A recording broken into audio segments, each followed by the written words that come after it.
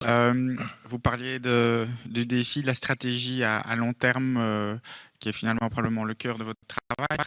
Et c'est quoi justement? C'est d'arriver à maintenant enchaîner des générations qui maintenent Belgique dans le top 10 mondial. C'est ça le focus, le cœur du travail, l'objectif final?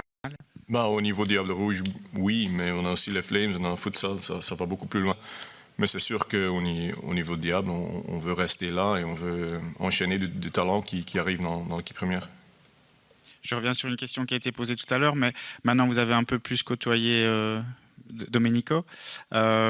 Quel entraîneur, quel homme est-il par rapport forcément à Roberto Martinez? C'est une nouvelle façon de travailler, j'imagine?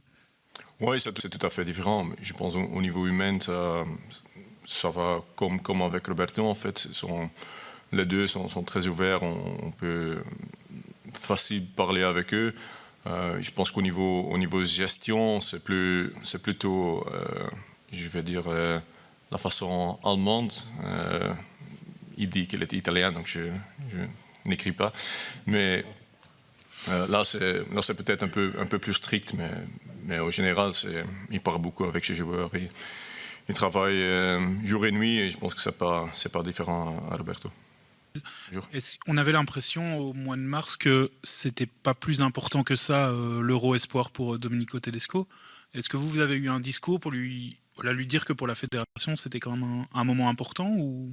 Oui, tout à fait. On a parlé avec lui. On a aussi eu une réunion avec des gens du COIB parce que pour eux aussi c'est assez important qu'on puisse se qualifier. Donc oui, on en a parlé. Mais il voit aussi assez important dans le développement des joueurs.